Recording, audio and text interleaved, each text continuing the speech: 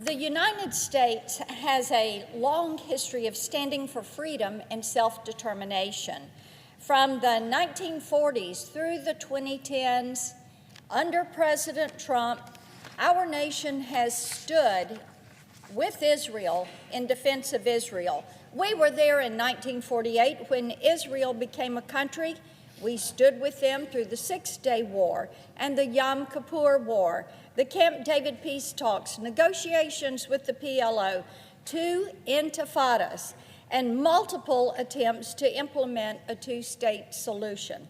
Under President Reagan, we fought the spread of communism across multiple continents because we understand that the unchecked spread of Marxist influence will threaten our very survival.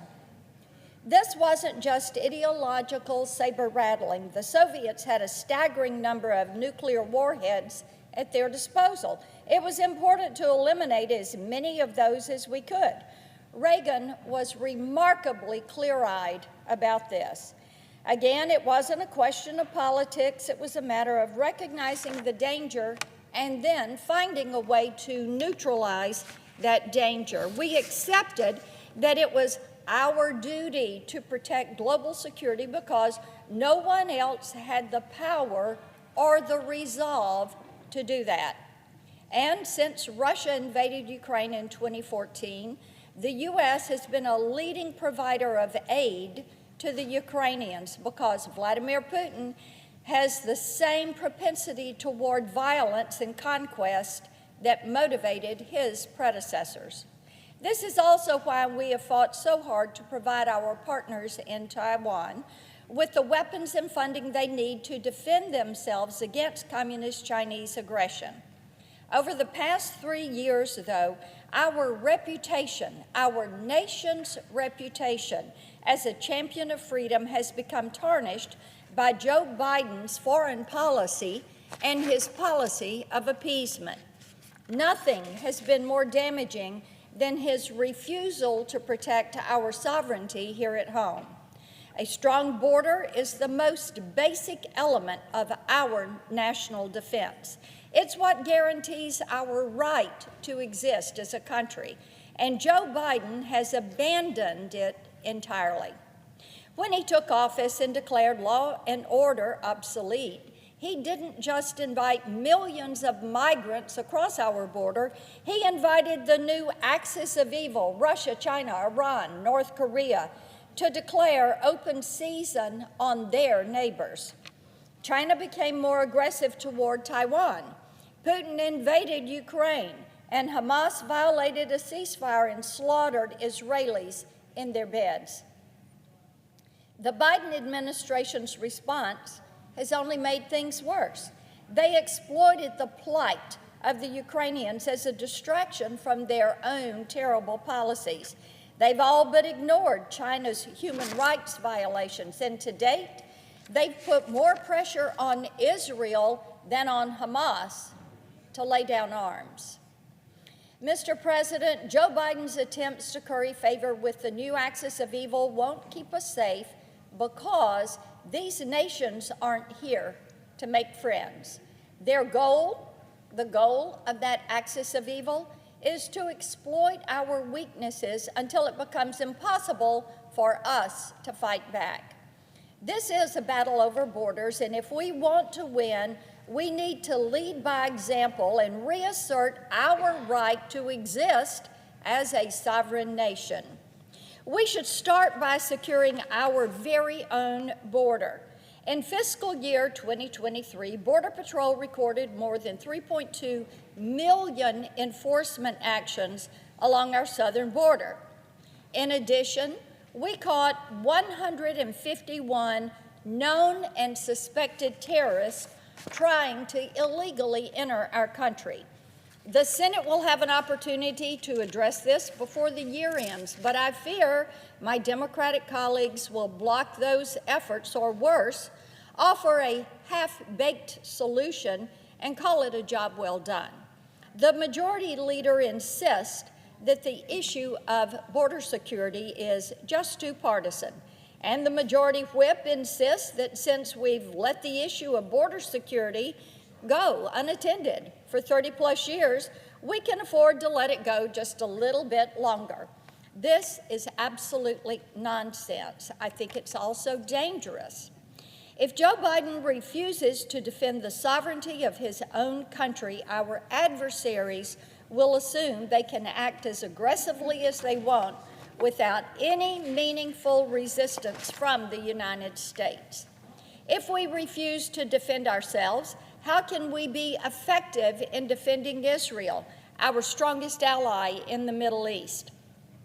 Israel's sovereignty has been established across thousands of years of history, and still, Hamas denies Israel's right to exist.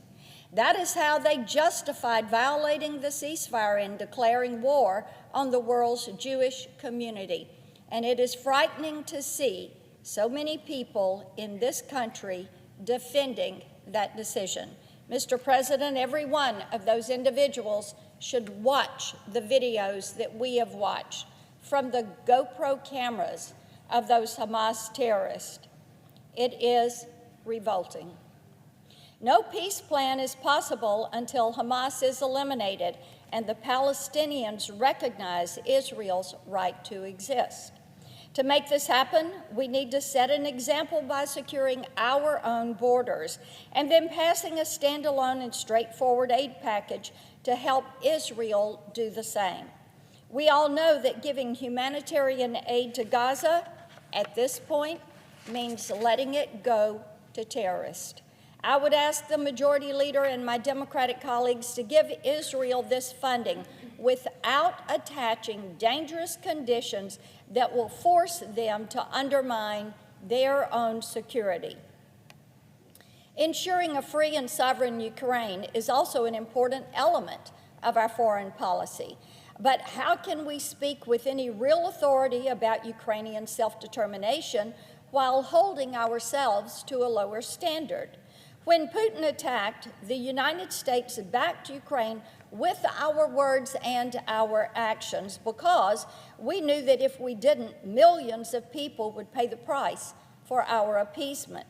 We have a historic obligation to Ukraine, and continuing to send aid will serve as a powerful deterrent.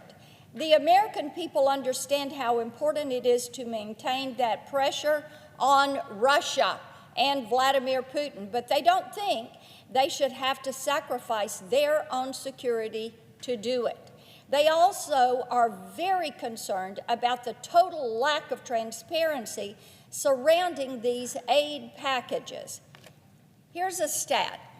Since February of 2022, the United States has approved $113 billion in total aid responding to Putin's war. This includes defense items sent via the Presidential Drawdown Authority with no oversight. It is imperative that we have oversight and transparency around every single dollar that is going into Ukraine. The reason? Right now, Americans can't afford to spend even one more cent on gas or groceries, thanks to Joe Biden's Bidenomics. So they need to see that their money is actually going to be accounted for and that it is actually going to make a difference. We owe them a full accounting of how their money is being spent in Ukraine, how long we will maintain the flow of aid, and when can they expect to see us match those efforts here at home with our own border security plan. They also want to know what is the strategy and how are we going to make certain that Vladimir Putin does not win. Mr. President, Joe Biden's actions speak much louder than his words. For 3 years now, he has projected nothing but weakness. He has sent a parade of diplomats to legitimize relations with the Chinese Communist Party. He has enabled Iran and its terrorist proxies, Hamas, Hezbollah, the Houthis, ISIS Iraq, ISIS in Syria, And he has sent billions upon billions of dollars in security aid overseas without giving a second thought to securing our own border.